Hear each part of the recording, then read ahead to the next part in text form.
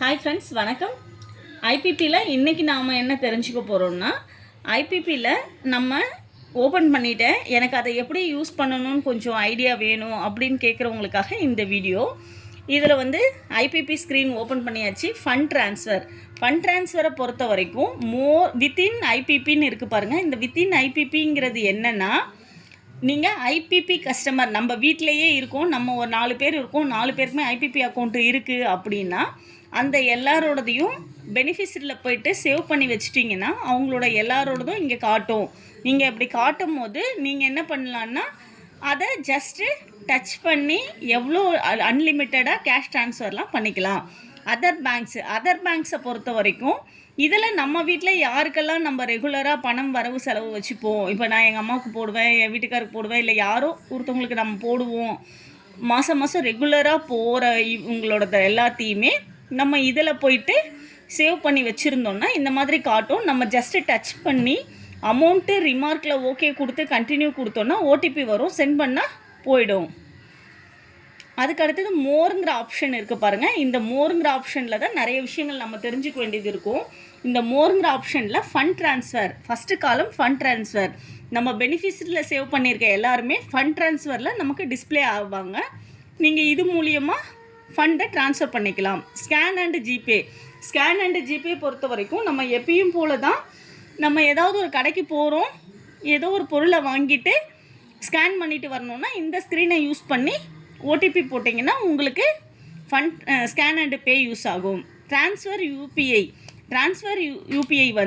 உங்களுக்கு UPI ID மூலியமாகவும் நீங்கள் பண்ண போகிறீங்க, ஃபண்டை ட்ரான்ஸ்ஃபர் பண்ண போகிறீங்கன்னா உங்களுக்கு இந்த காலம் யூஸ் பண்ணிக்கலாம்.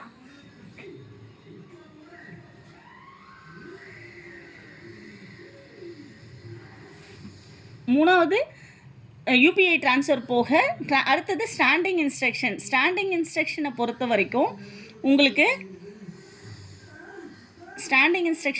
வரைக்கும் உங்களுக்கு ஏதோ ஒரு காலத்தில் ஸ்டாண்டிங் இன்ஸ்ட்ரக்ஷன் நான் எதுவும் கொடுத்து வைக்கல.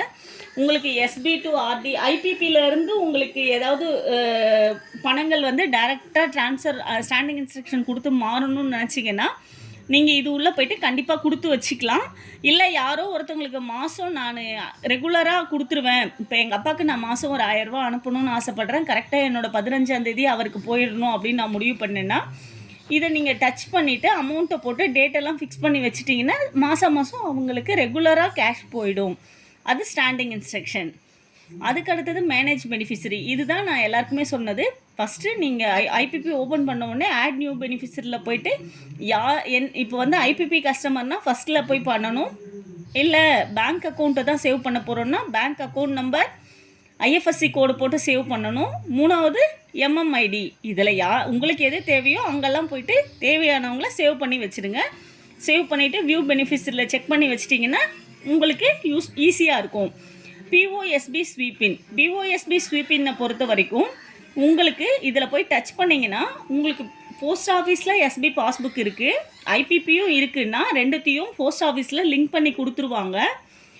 உங்களுக்கு அப்படி லிங்க் பண்ணி கொடுக்கும்போது உங்களுக்கு போஸ்ட் ஆஃபீஸுக்கு தான் உங்கள் சேவிங்ஸை கட்டணுங்கிற அவசியம் இருக்காது. இல்லை போஸ்ட் ஆஃபீஸ் புக்கில் இருக்கிற காசு உங்களோட அவசரத்துக்கு எடுக்கணும்னா போஸ்ட் ஆஃபீஸ் போய் நிற்காமல் இது மூலியமாக எடுத்துக்கலாம். இந்த 2 காலம் பிஓஎஸ்பி ஸ்வீப்பின்னா போஸ்ட் ஆஃபீஸில் இருக்கிற பணம் ஐபிபிக்கு போகும். ஸ்வீப் அவுட்னா ஐபிபியில் இருந்து போஸ்ட் ஆஃபீஸுக்கு போட்டு வச்சிடணும்னு நினச்சிங்கன்னா ஸ்வீப் அவுட்டை யூஸ் பண்ணிக்கலாம். உங்களுக்கு இதை தாண்டி எதனா டவுட்ஸ் இருந்தால் கேளுங்க, கிளியர் பண்ணுறோம். தேங்க்யூ.